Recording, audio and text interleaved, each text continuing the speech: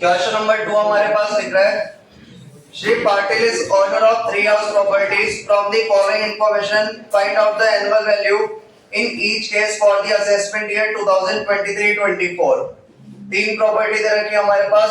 सबसे पहले municipal valuation है, पे रेंट है, स्टैंडर्ड रेंट है, रेंट रिसीव्ड को अपन लोग बोलते हैं एक्चुअल रेंट दे रखा है, रेंट रिसीव्ड और receivable if property let out throughout the previous year.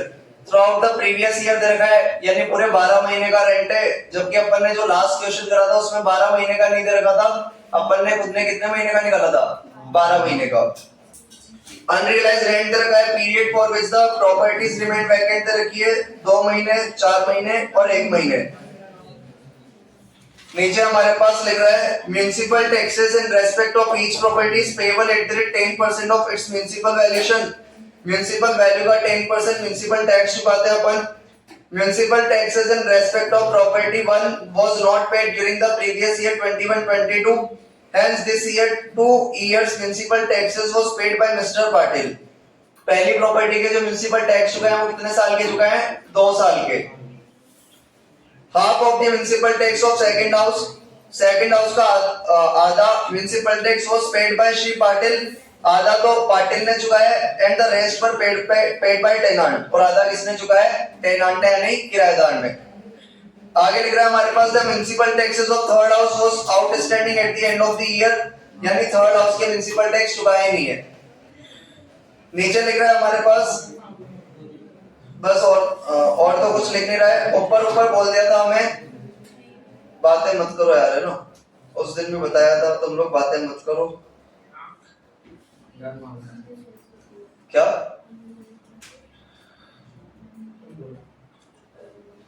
तो हमें यहाँ पर निकालने की एनुअल वैल्यू बोलो या एनएवी बोलो, बात एक ही है।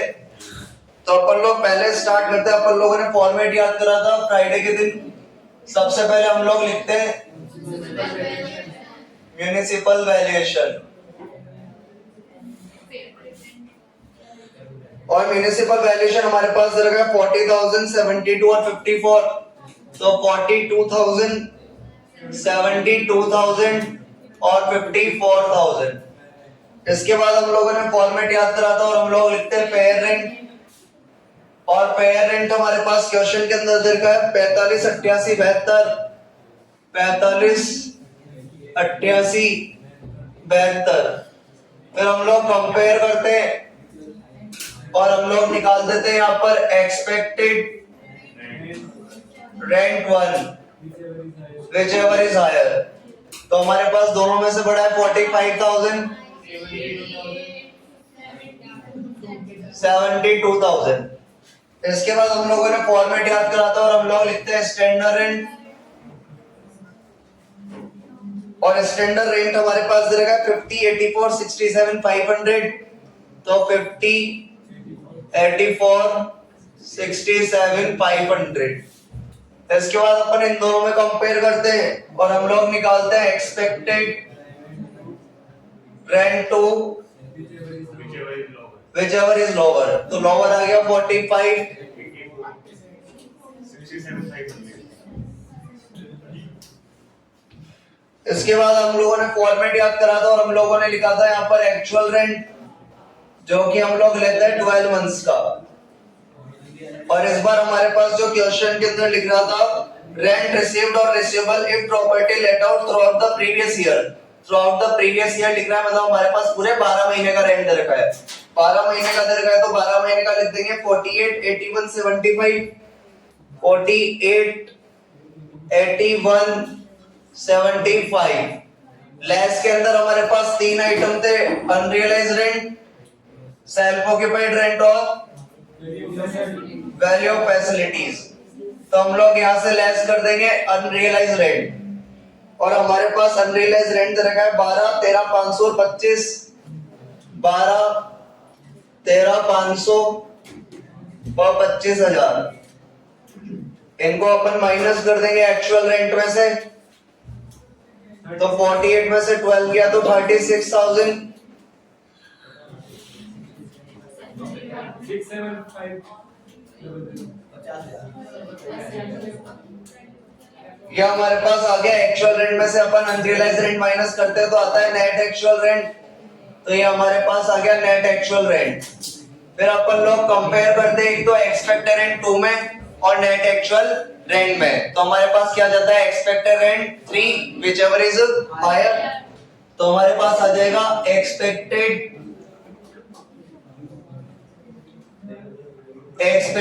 Rent 3 whichever is higher। ले लेंगे अपन एक्सपेक्टेड रेंट 2 ये रहा और हमारे पास नेट एक्चुअल रेंट ये रहा। दोनों में से हायर है 45,000, दोनों में से हायर है 84,000, 67,500। अपन लोग लेस करते हैं इसमें से वैकेंसी पीरियड। वैकेंसी पीरियड हमारे पास मंथ्स के अंदर दे रखा है, जबकि अपन यहाँ पर अमाउंट निकाल रहे हैं। तो वैकेंसी पीरियड निकाल देंगे अपन यहाँ पर।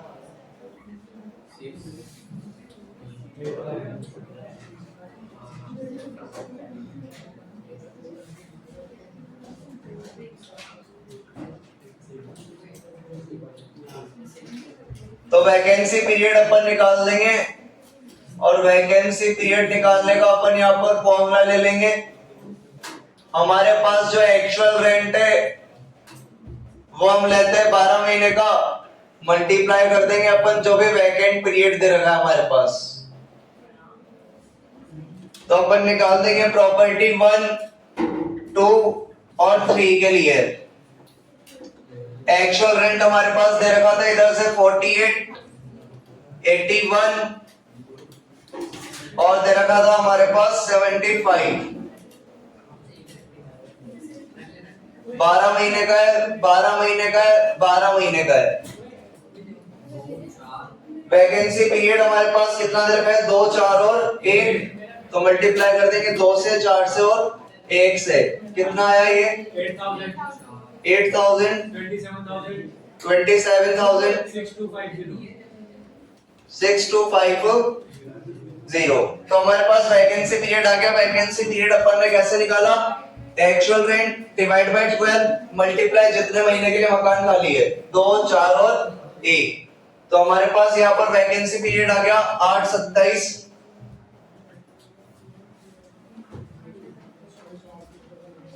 और 6,250।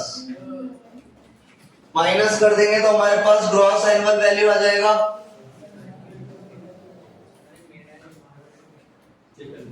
ये कितना आया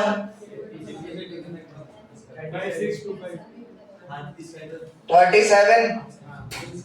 ये कितना आया 57, 61250। ग्रॉस एनुअल वैल्यू में से अपन लोग लेस करते हैं म्युनिसिपल टैक्स और ब्रैकेट में हम लोग लिखते हैं पेड बाय ऑनर। अब हमारे पास जो म्युनिसिपल टैक्स का परसेंट दे रखा है वो कितना दे रखा है 10%। और 10% हमेशा अपन लेते हैं म्युनिसिपल वैल्यू का। तो 40,000 का 10% कितना आएगा 4,000। और जबकि अपन ने प्रॉपर्टी 1 के टैक्स कितने साल के लिए चुकाए थे 2 साल के लिए। तो 4,000 इंटू 2 कितना आ गया 8,000। प्रॉपर्टी सेकंड का 10% लेंगे अपन, म्युनिसिपल वैल्यू का 10% होगा 7,200। आधे म्युनिसिपल टैक्स किसने चुकाए थे पाटिल ने और आधे किसने चुकाए थे किराएदार ने। तो अपन पाटिल के ले लेंगे आधे 7,200 का आधा कितना हो जाएगा। और थर्ड वाली प्रॉपर्टी की म्युनिसिपल टैक्स आउटस्टैंडिंग थे चुकाए नहीं है तो डैश लगा दिया अपन ने। टोटल लगा देंगे यहाँ पर। टोटल क्या आ रहा है ये हमारे पास आ जाएगा एनुअल वैल्यू है नेट एनुअल वैल्यू बात एक ही है 29,000 53400। आ रहा है आंसर। तो जैसा आप लोगों को फॉर्मेट याद करा है बस उसके अंदर अपन ने डिजिट पुट कर दी है। फर्क कहां पर आया है आप लोगों को केवल वैकेंसी पीरियड निकालना सीखना था।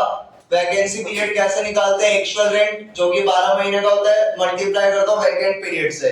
तो अपने पास क्या आ जाएगा यहाँ पर वैकेंसी पीरियड। बाकी म्युनिसिपल वैल्यूएशन क्वेश्चन में फेयर रेंट क्वेश्चन में कंपेयर करना इतना तो आता ही है। दोनों में कंपेयर कर दिया तो एक्सपेक्टेड रेंट 2 आ गया। एक्चुअल रेंट हमारे पास 12 महीने का ही दे रखा है तो कोई संकट वाली बात नहीं है। अनरियलाइज रेंट भी हमारे पास क्वेश्चन में था, माइनस कर दिया अपन ने, इधर कंपेयर करा एक्सपेक्टेड रेंट 2 में और नेट एक्चुअल रेंट में, तो एक्सपेक्टेड रेंट किया गया। टोटल मिला के एक वैकेंसी पीरियड और एक म्युनिसिपल टैक्स। म्युनिसिपल टैक्स हमेशा किसका निकालना है अपने को, म्युनिसिपल वैल्यू का। तो इसका अपन ने 10% निकाला 2 साल के लिए 8000, इसका अपन ने 10% निकाला, आधा पार्टल ने चुकाया तो आधा माइनस कर दिया, थर्ड का चुकाया नहीं है तो डैश लगा दिया, तो नहीं भी आ गई। इसके अंदर देखो कोई दिक्कत है क्या?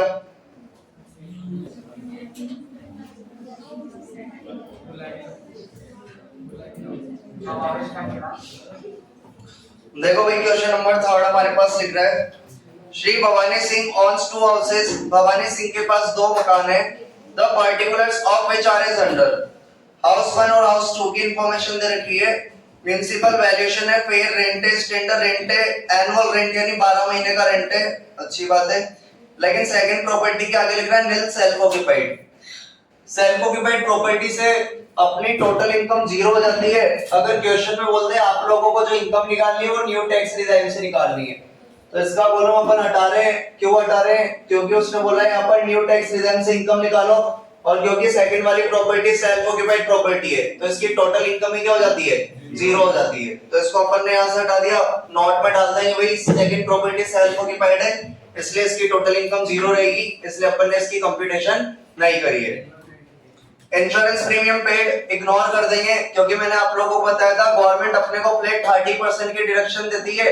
आप लोगों को इंश्योरेंस कराना है, गार्ड रखना है, कुछ भी रखना है तो उसके लिए फ्लैट कितने की डिडक्शन है, 30% की। इंश्योरेंस प्रीमियम इग्नोर हो जाएगा। Interest on capital borrowed, capital borrowed को अपन बोलते हैं लोन, मतलब इंटरेस्ट ऑन लोन दे रखा है। और आप लोगों ने फॉर्मेट याद करा था, एलएमबी में से 30% लेस करने के बाद क्या लेस करते हैं, इंटरेस्ट ऑन लोन। आगे हमारे पास दे रखा है अनरियलाइज्ड रेंट 22-23 का, एक्चुअल रेंट में से हम माइनस कर ही देते हैं। Shri Bhawani Singh received during the previous year a sum of ₹50,000। Bhawani Singh को 50,000 रुपए मिले from a government department as arrear of rent. Arrear of rent इस वर्ड का मतलब क्या होता है?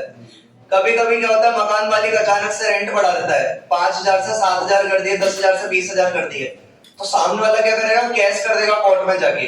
अब वो रेंट ना तो किराएदार मकान मालिक को चुकाएगा, ना मकान मालिक के पास पैसा आएगा। मकान मालिक के पास तो तभी पैसा आएगा जब वो केस जीत जाएगा। तो यहाँ पर भी क्या है, जो अरियर ऑफ रेंट है, मतलब सामने वाले ने हम पे केस कर रखा था, हमने सामने वाले पे कर रखा था। अब यहाँ पर भवानी सिंह केस जीत गया तो उसको बदले में अरियर ऑफ रेंट मिला कितना, 50,000। जब तक दोनों के बीच में केस खेल रहे थे दोनों के दोनों, तो जब दोनों के दोनों केस खेल रहे, तो जो हमारा किराएदार है, टेनेंट है, वो मकान मालिक को पैसे नहीं दे रहा है, जो हमारा लैंडलॉर्ड होगा, तो ये इसको पैसा दे ही नहीं रहा है, रेंट दे ही नहीं रहा है, तो सामने वाले को इनकम हो ही नहीं रही है। ये भवानी सिंह हो गया, भवानी सिंह, तो भवानी सिंह का है हमारे पास, तो इसको रेंट आ ही नहीं रहा था, तो अब इसको इनकम आई है, कितनी आई है, 50,000। तो गवर्नमेंट बोलती है आपके पास इनकम आई है तो आप इसमें से स्टैंडर्ड डिडक्शन ले लो डायरेक्ट 30%। स्टैंडर्ड डिडक्शन 30% कितनी हो गई, 15,000। यानी गवर्नमेंट आपकी जो इनकम मानेगी वो केवल 35,000 मानेगी, और इसी पे अपन क्या लगाएंगे, टैक्स लगाएंगे। तो अपने को जो अरियर ऑफ रेंट मिला है 50,000, गवर्नमेंट क्या बोलती है, अभी तक तो जब डिस्प्यूट में चल रहा था हमने आपसे कुछ बोला ही नहीं, अब आपको जब 50,000 मिल गए तो इस पे 30% के स्टैंडर्ड डिडक्शन काट दो, बाकी पे टैक्सेबल इनकम यानी क्या लगा दिया जाएगा, टैक्स लगा दिया जाएगा।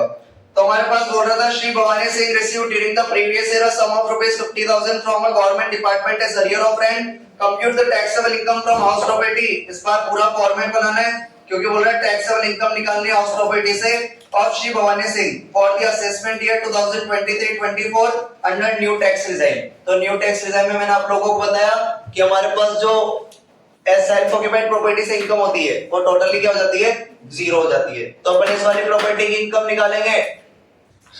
सबसे पहले अपन ने फॉर्मेट याद करा, हम लोग लिखते हैं सबसे पहले म्युनिसिपल वैल्यूएशन, और हमारे पास म्युनिसिपल वैल्यूएशन प्रॉपर्टी वन का कितना है, 60,000। इसके बाद हम लोगों ने याद करा पेड रेंट, दोनों में अपन लोग कंपेयर करते हैं, तो इसको अपन नाम देते हैं expected rent 1 whichever is higher. इसके बाद अपन लोग लिखते हैं स्टैंडर्ड रेंट, कितना है? 72,000। दोनों में से अपन लेते हैं whichever is lower। इसको अपन नाम देते हैं expected rent to whichever is lower। 63।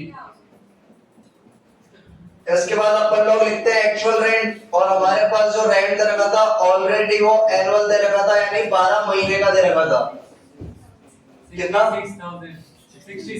66,000। एक मुझे याद है जब मैंने आप लोगों को क्वेश्चन पढ़ाया था तो एक हमारे पास अनरियलाइज्ड रेंट दे रखा था 6,000। और अपन एक्चुअल रेंट में से अनरियलाइज्ड रेंट माइनस करते तो आ जाता है नेट एक्चुअल रेंट। तो हमारे पास नेट एक्चुअल रेंट आ गया 60,000। अब अपन कंपेयर करते हैं एक्सपेक्टेड रेंट 2 में और नेट एक्चुअल रेंट में। तो हमारे पास आ जाएगा expected rent 3 whichever is higher। Expected rent 2 है 63 और नेट एक्चुअल रेंट है 60, तो हायर कितना आ गया? 63। इसमें से अपन लोग लेस करते हैं वैकेंसी पीरियड, लेकिन पूरे क्वेश्चन के अंदर कहीं पे वैकेंसी दे ही नहीं रखी कि दे रखी है। हमारे पास पूरे क्वेश्चन में वैकेंसी पीरियड नहीं है तो डैश लगा देंगे। 63 में से डैश किया तो 63,000, ये हमारे पास गांव आ गया।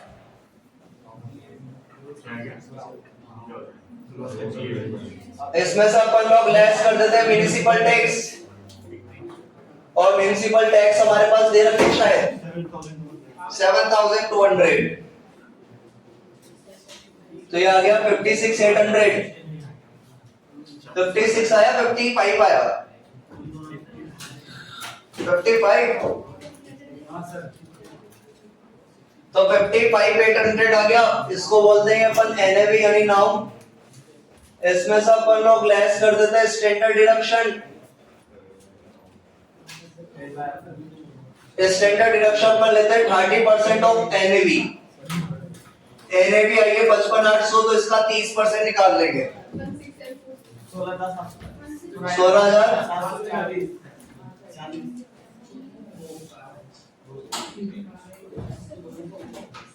अपन लोग इसमें से लेस कर देते हैं इंटरेस्ट ऑन कैपिटल बोरोड बोलो या इंटरेस्ट ऑन लोन बोलो, बात एक ही है। और प्रॉपर्टी 1 का कितना है? 8,000।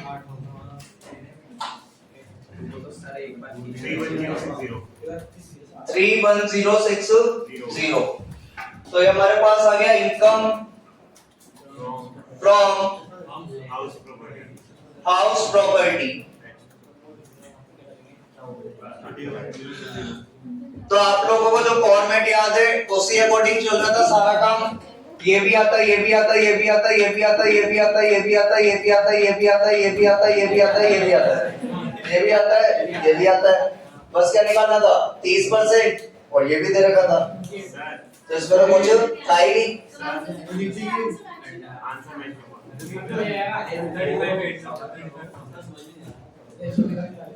किसको नहीं आ रहा समझ में मेरे को बता देना, अभी क्लास खत्म करने के बाद पढ़ा देंगे अलग से।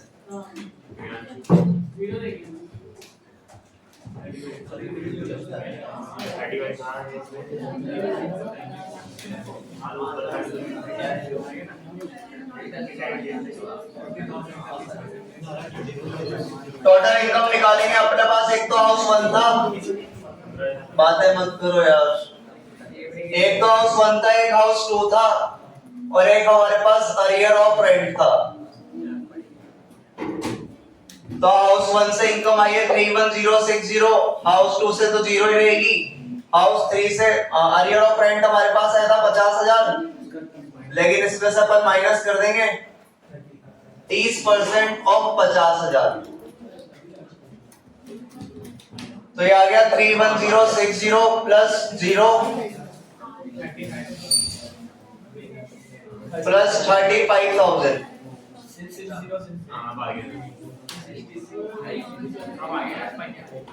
तो आ गया हमारे पास 66,060 रुपए। यहाँ पे अपन नोट लिख देंगे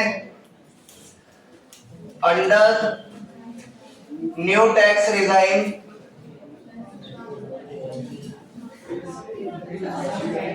income from self occupied property will always be nil. New tax design के अंदर house property self occupied property से इनकम हमेशा कितनी आएगी? जीरो। तो आप लोगों के सामने बस वैल्यू वैल्यू पुट करिए फॉर्मेट के अंदर और कुछ भी नहीं करा, बस एक नया कॉन्सेप्ट आया था हमारे पास किसका? अरियर ऑफ रेंट का 30% काट के टैक्सेबल कर दिया, बाकी आंसर आ गया, एक नोट डाल दिया। देखो इसके अंदर कोई डाउट है तो